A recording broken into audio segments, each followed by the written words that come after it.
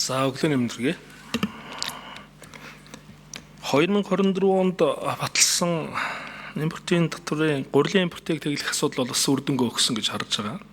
Манай Монгол улсын зах зээл дээр гурилын үнд бас тогтворцсон асуудлууд байна. Тэгэхдээ би энэ ажлын хэсгийн дүгнэлттэй холбоотой асуудал дээр одоогийн нөхцөл байдал дээр нэг хэд хэдэн асуулт байна. За одоо ингээд импортаа буцаа сэргээх гэж байна л да. За энэ нөхцөл байдал дотоодын үйлдвэрлэлээ дэмжиж байна. Эргэлтэлнэ. За сөрөгтөлт нь бол гурилан бүтээгдэхүүний гурилан бүтээгдэхүүнөө өсгөхнэ гэсэн байна. Өсөх хандлага ажиглагдана гэж. Яг үндсэндээ 2015 оноос 2024 хүртэл гурилын үн 2.5 дахин өссөн байна. Тэгээ сая таны өгсөн мэдээлэл дотор болохоор яг импортоор орж ирэх гурилын татварыг тэглээд өгөнгүүт 1 кг тутамдаа манай үйлдвэрлэгч нар гурилаа 200 хүртэлх төгрөгөөр бууруулсан байгаа байхгүй. Өнөөдрийг хүртэл ингээ хадгалаа явж. Тэгэхээр энэ үн өөрөө яг тийм бодит үн байсан болов уу? Энэ гурилын өсөлт чинь өөрөө бодит юм уу? Гэдэг нь эргэлзээ төрүүлэхээр юм дүгнэлтүүд харагдаж байна. Тэгэхээр бид бүхэн гурилын үнэтэй холбоотой асуудал дээр хөндлөнгийн янз бүрийн судалгаа хийж үзсэн, өртөгтэй холбоотой асуудал дээр судалгаа хийж үзсэн мэргэжлийн байгууллагуудын дүгнэлт байдаг юм уу? Яг энэ хэд бодиттой байгаа юм бэ? Гэдэгт дээр надад нэг хариулт өгөөч. Ер нь цаашдаа энэ импортын асуудал эргэж сэргэж орж ирснээрээ татвартай холбоотой сэргэж орж ирснээрээ гурилын үн өсөх юм уу? Нэгдүгээрт нь.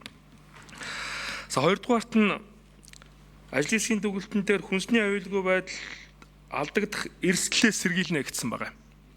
Одоо энэ татварын асуудал эргэж сэргснээрээ. За тэгсэн чинь манай энэ Монгол улсад одоо орж иж байгаа бас тариалж байгаа улаан одоо 241 дээжээс судалгаа аваад үзсэн чинь 80% буюу 80 дээж буюу 33 шаардлага хангаагүй гэсэн судалгаа гарчиж. Тэр нь 17.5 нь гадаад нь 82.5 дотоодын үрийн дээж байна. Тэгээ эн чинь тэгээд аюулгүй байдлыг хангаж чадна гэж байгаа зорилготой ч хэр нийцэж байгаа юм бэ? Тэгээ энэ дээр нэг хариулт өгөөч. 3 дугаарт нь за хүнсүдэ аж ахуйн яамнаас газар тариалан эрхлэгч нар гурилын үйлдвэр эрхлэгч нарт нэг дэмжлэгүүд үзүүлдэг. Яг ямар бодит дэмжлэг үзүүлдэг юм бэ? Яг ийм дэмжлэг үзүүлэн тэр нь тэдэн төгрөг зарцуулсан гэдэг. За үүний чинь тэгвэл өр нөлөө гарсан юм уу? Яаж гарсан юм? Тухайлах юм бол үнэн дээр, гурилын үнэн дээр. Дээрээс нь чанар дээр ямар агц гарсан юм бэ? Яг энийг тоо баримтайгаар надад нэг хэлж өгнө. Баярлалаа. За 3 тодорхой асуулт асууж байна. За хариулъя. Инквайри сайдын микрофон. Газар тариалангийн салбарыг сэргээхийн тулд үеийн их хурл засгийн газар бодлогын арга хэмжээг тасралтгүй авч ирсэн. 2008 оноос хойш энэ бодлого өнөө хүртэл тасраагүй. За гурилын чанар. Гурилын чанар тэр хүнсний атрын 3 дугаараа эхэлсэн 2008 оноос хойш эрс сайжирсан. Манай гурилын үйлдвэрүүд дэлхийн 1 номерын Швейцар, Туркийн хамгийн орчин үеийн төхөөрөмжөөр үйлдвэрлэлээ 100% болж чадж байгаа. Чанар бол хойд төрчтэй зүрлэхгүй штэ бид. Илүү болж чадсан. За энэ өнөөдөр хэрэглээнд гарч байгаа олон төрлийн одоо гурилан бүтээгдэхүүнүүдийн чанар. Гурил маш олон төрлөөр үйлдвэрлэгддэг болсон, олон төрлөөр баяжуулагддаг болсон, сонголт ихтэй болсон.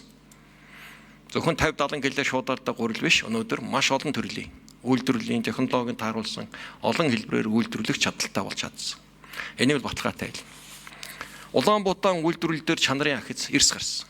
Буюу бид Улаанбуудаа ургац жил ирэх тусам доктортой нэмэгдүүлж чадж байгаа дэлхийн хамгийн сүүлийн үеийн тоног төхөөрөмжийг газар тариалангийн салбар нэвтрүүлж, ашиглаж, эзэмшиж байгаа. Газар тариалангийн салбарт бүтээмж, таримлын нэр төрөл олшроод ирэхээр өнөөдөр энэ гахаа, дахиа, шовуу, сүү гэд бусад өндөг гэд эрчимцэн аж ахуйнууд олон арваар бий болж байгаа нь газар тариалангийн үйлдвэрлэлийн өсөлттэй шууд холбоотой. Чанарын үзүүлэлт байна. Үн Улаанбуудаа бол дэлхийн зах зээлээр биржийн үнэтэй ийм бараа. Буюу тухайн жилийн дэлхийн цаг уурын байдал ургацсан хэмжээтэй тогтдог.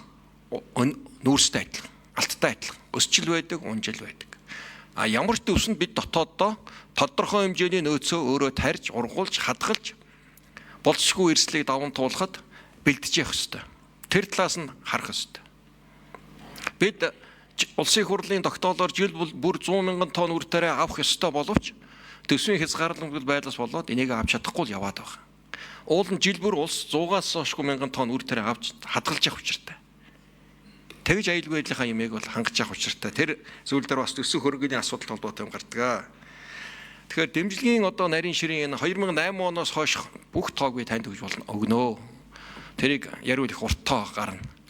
За түрүүн Баярбаатар гишүүн хөрсөн анхаар гэж. Одоо 2025 оны гол одоо бодлогын өөрчлөлт бол үндэсний үйлдвэр тушаасан, тоон тутам тушаасан улаан буудаад урамшуул болгож 80 мянган төгрөг өгдөг байснаа болж байгаа.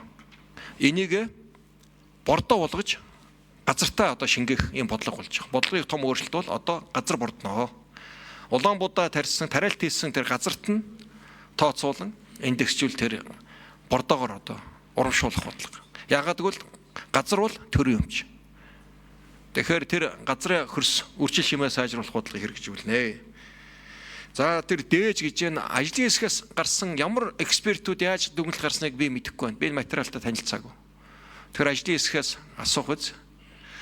Би яг энэ салбар харьцаж байгаа бодлого барьж байгаа хүний хувьд бүх үзүүлэлтээр дандаа дээшилж байгаа гэдгийг хэлэх гэж байна. Экспортч нэмэгдэж байгаа, дотоодын бүтээгдэхүүн эзлэх хувь хэмжээч нэмэгдэж байгаа, энэ салбар дахь ажлын байрч нэмэгдэж байгаа. Уулуурхаага сангад эдийн засгийг бий болох гол одоо бидний гол бодлого бол энэ. Хөдөө аж ахуй хөнгө үйлдвэрлэл. Эндээ жоохон бодлого гаргаж урт хугацааны тогтвортой байх хэрэгтэй байна. Тодруулах юм. Батлууд гишүүний микрофоныг өгье. За нэг 4 минутын хугацаанд хариулт авах гэж хариулж байгаа хүмүүсэнд нэг тойрол өгсөөр гал таарчихын сайдаа. Би зүгээр тодорхой л асуулт асуугаад байна танаас. Тэгээ нэг тодорхой хариулаад өгчихгүй нэг дэвэн дэлхийн юм ярьсараа дуусгаадах юм та. Би тодорхой асуулт асуусан танаас. Та бүхний оруулж ирсэн материал дээр л би ажиллаад асуудлуудаа тавиад байгаа юм. Гэхдээ би одоо зөв ойлгоно гэж юу гэсэн үг. Одоо энэ дээр чинь байна шүү дээ. 241-ийн дээжийн шинжилгээ хийснээр 80 дээж нь буюу 33.6% нь шаардлага хангаагүй байныг гараад ирсэн байна шүү дээ. Энэ дүгнэлтэн дээр уншаарай. Та угаасаа тэр чинь шинжилж судалгаа хийдэг хүн юм уу? Хөндлөнгийн судалгааны байгууллагуудын дүнг та өөрөө хүлээн зөвшөөрөх хэрэгтэй. Мягадлах хэрэгтэй байгаа гэдэг эсвэл тэгвэл. Гэхдээ энэ хэрүүл хийхгүй. Би танаас асуултын хариулт авах гэсэн. Тэгээ нэг 4 минутын хугацааг нэг тойролд авахсараад өнгөрөөдгөө болмоор байгаа маа.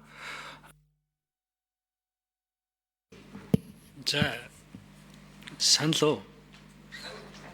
Асуусан юм уу? За тодорхой хариулгээд энэ яг ингэсэн юм байна. Энэ их хурлын даргын байгуулсан Баярбаатар даргатай ажлын хэсгийн санал дүгнэлт тараагдсан юм байна, тийм үү? За энэ санал дүгнэлтэн дээр байгаа дүгнэлттэй холбогдуулаад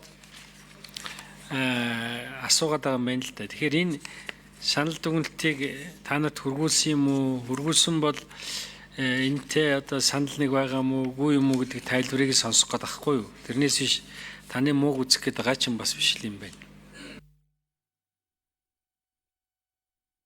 Инквайри сайдын микрофоныг өгье. Нэгдүгээр энэ ажлын хэсгийн дүгнэлтэд танилцаагүй.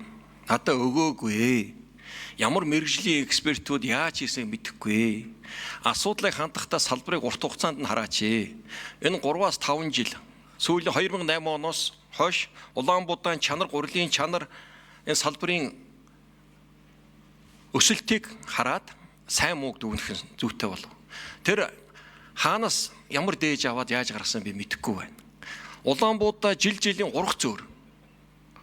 Хур, бороо, нар, чиг, хөрсний агуулмж шалтгаалan тэр доторх үзүүлэлтүүд дандаа өөрчлөгдөж байдаг. Нэг уулын 10 өөр 2 өөр гардаг. Тэгээ юуг гин муу гэж үзээд юу нь муу байсан юм жишээлбэл шилэнцэр нь муу байсан юм уу, хатуулг нь муу байсан юм уу, цавуулг нь муу байсан юм уу, энэ чинь олон үзүүлэлт. Энэ чинь үйлдвэрлэлд хэрэглэж болохгүй муу гэсэн үзүүлэлт биш шүү дээ. За ер нь байна шүү дээ. Энэ ийм л юм байлээ. Бид нар бас нэг жоохон бодолтой хандахгүй бол та нар яг ингээд дэлгүүрт орвол ганц горил өссөн биш шүү дээ. Энэ ажлын хэсгийн дүгнэлтээр гурилын үн ингээд 20-24 онд 5 жилийн хугацаанд 2.5 дахь өссөн гэж байгаа байхгүй юу? Ганц гурилын үн биш хөөе. Бүх юмны үн. Тэр бензиний үн юм уу, суур үн үү, цахилгаанууд нь өсөд ирэхээр бүхэл юмны үн өссөн. Тэрнээс одоо гурилын үн ганцаараа ингээд өссөн юм шиг ингээд яриад байгаа байхгүй. Энэ бас жоохон буруу шүү. Бүх юмны үн 2-3 тэрнээс дээш өссөн байна. За Батлаад гүшүүн 1 минут дутаа хариулсан гэдгээр.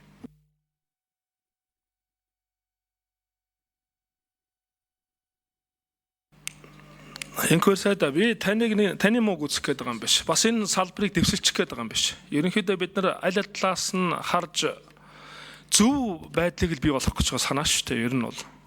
Тэгээ урт хугацаанд аливаа асуудлыг харах нь зүйтэй л баг. Гэхдээ жижиг цажиг зүйлүүдийг хаяггүйгээр урт хугацаа гарна гэвэл тэр жижиг зүйлүүд чинь нэгдсээр байгаад том эрсдлийг бий болгодог шүү гэдгийг би тань сануулж хэлмээр байна.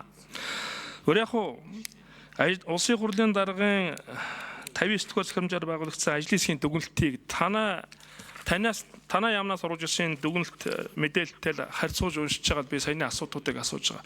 Тэгээ та надад энэ миний асуусан асуултан дээр бичиж аваад бүр тодорхой хариултуудыг бичгээр ирүүлээрэй гэж хүсэж байна. Танаа яамнаас тухайлбал одоо газар тариа хэрэглэгч нарт гурил үйлдвэрлэгчнэрт ямар бодит дэмжлэгүүдийг үзүүлсэн. Тэрнээс ямар үр дүнгууд гарсан. Үнийн хувьд, чанарын хувьд. Энэ тал дээр та надад нэг мэдээллүүдийг яралтай ирүүлээрэй гэж хүсье. Баярлалаа. За тэрийг нэрүүлчихнэ. Тэгэхээр бичгээр явуулчихгүй те. За ганц зэрэг ишүү асуулт асуу.